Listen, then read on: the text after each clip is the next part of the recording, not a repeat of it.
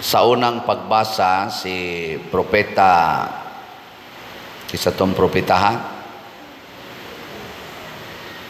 Wasan mo naminaw, no? Klaro kayo. Kinsay nakahibaw, kinsa tong propetaha ang naas unang pagbasa. Ang nakatag-an malangit, si propeta Elias. Gidumtan na ni siya sa hari sa Israel, gilutos niya, naghuwaw pa gito, way pagkaon, mibakta siya, porting inita, naluya niya, wa na say suportas mga tao, gipangita siya aron patyon, ngita siya kataguan.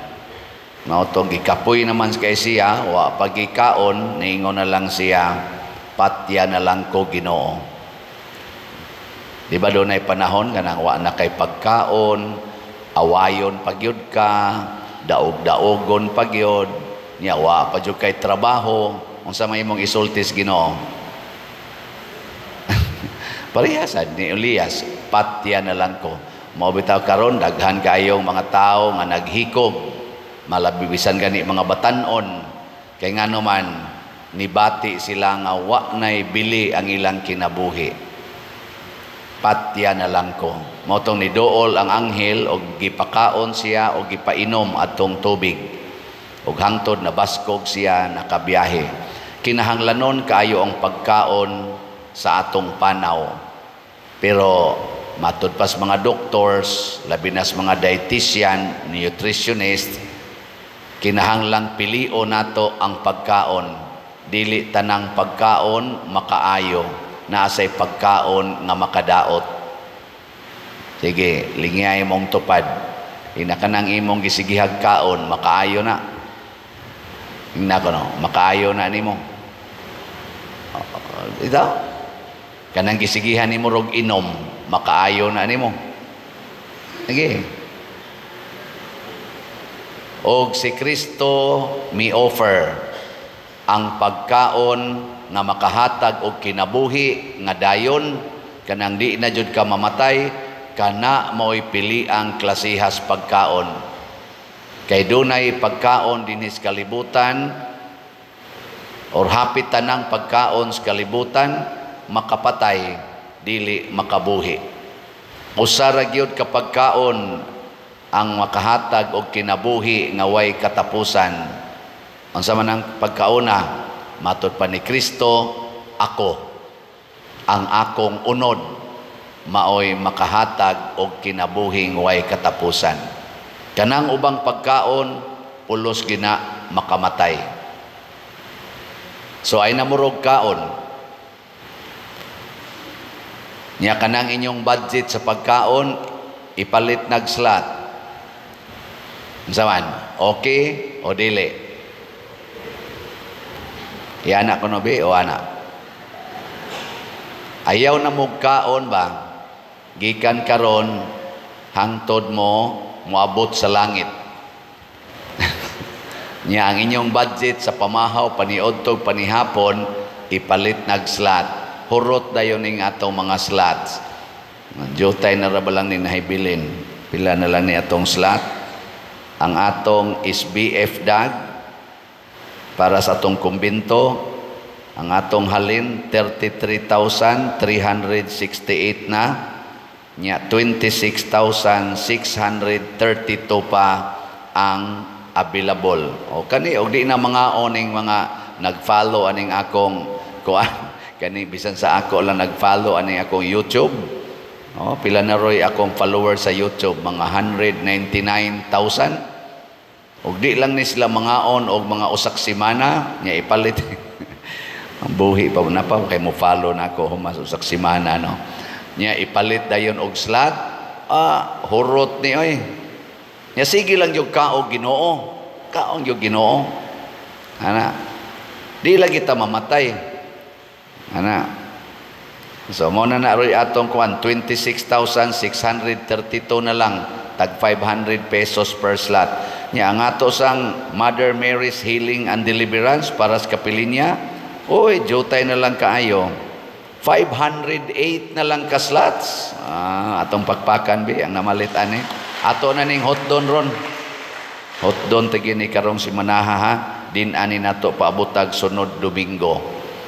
Si Aros ano 508 na lang kamo gani din hiron mo palit mo tag 1,000 man ni siya.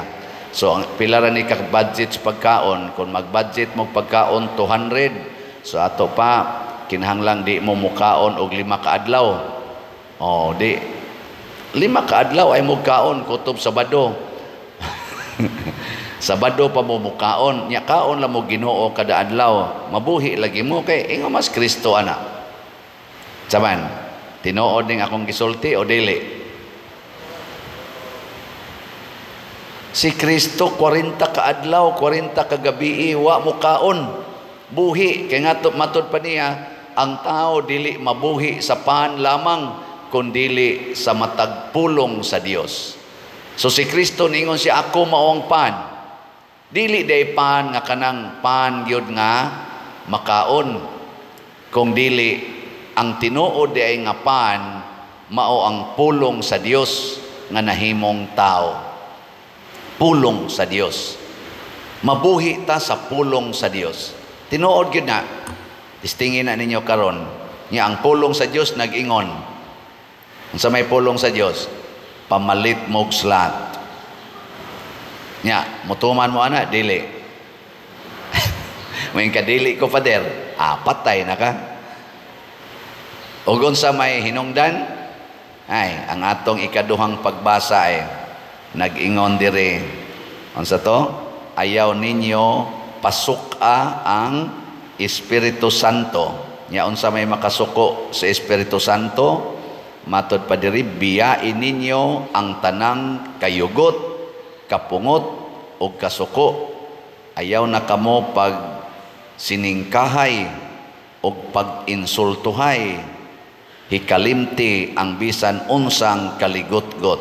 Hinunua, pagkaluy-anay kamo, o pagbaton o malumong kasing-kasing alang sa usag-usa. Pag pinasayloay kamo. Kaning pagkaluy-anay, di mo maluoy sa atong kumbinto nga napay bayro nun. Maluoy mo, dili. Kusga. Unya, wa may laing makasumpo ana, wa may makasulbad ana kung dili ang pagpalit og slot. Di ba?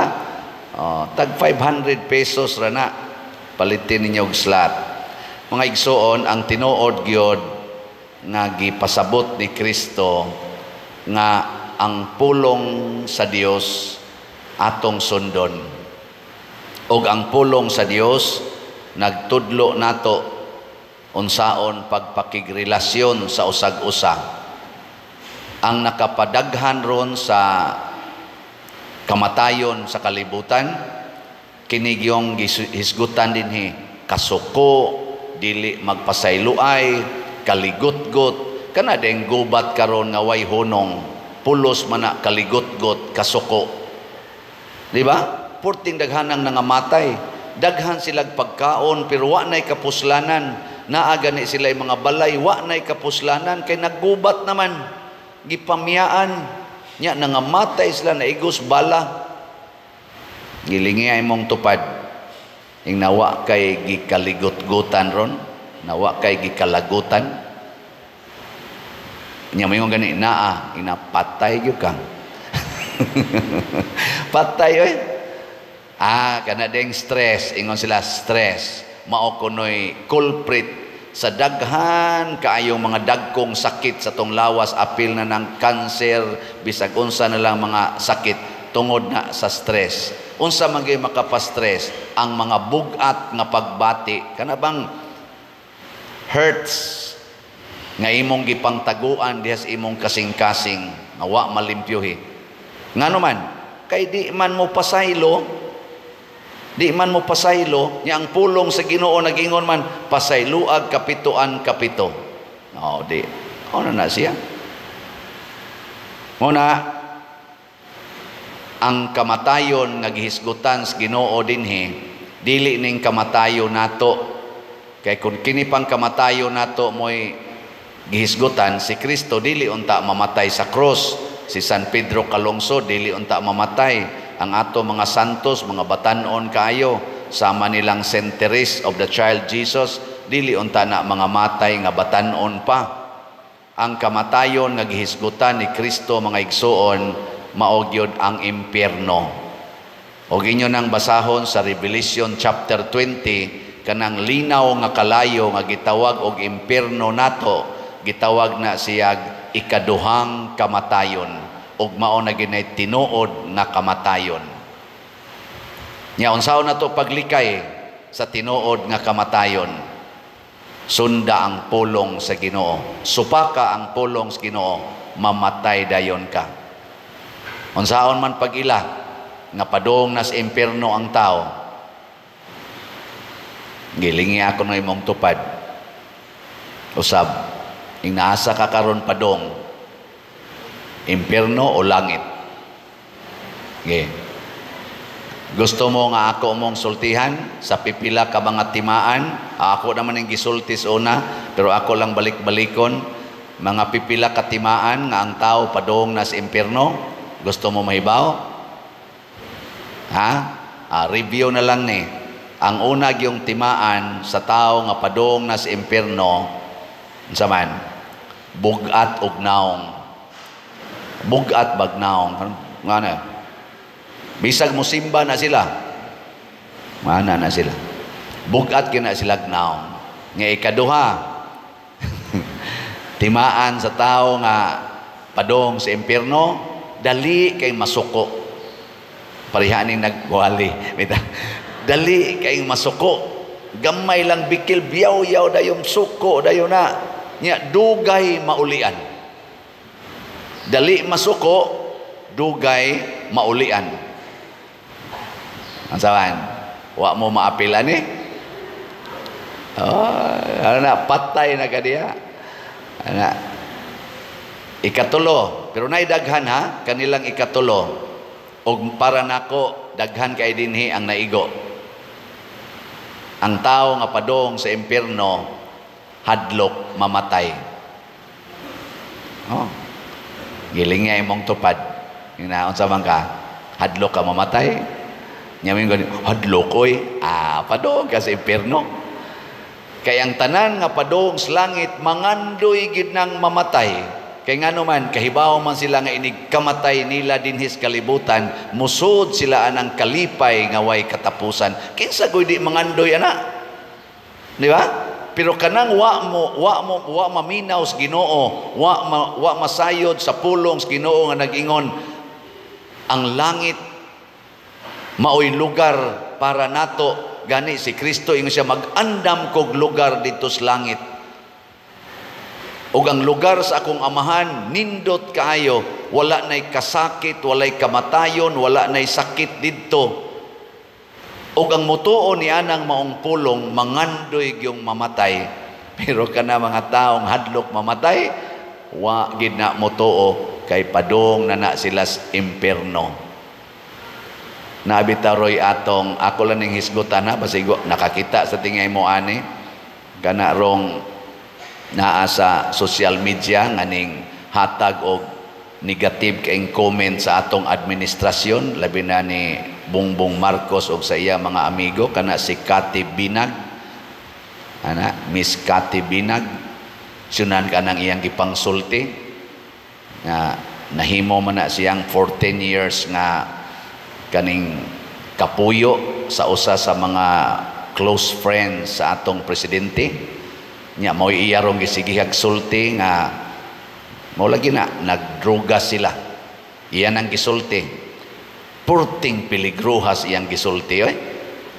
Niingnan ko siya sa interviewer kanas Maharlika o kana pang sila si sana Loren Badoy o uban pa ka Eric. Gingnan siya, wa ka mahadlok mamatay. Born again naman siya, born again Christian. Wa ka mahadlok mamatay. Unsay iyang tubag. Sige siya smile.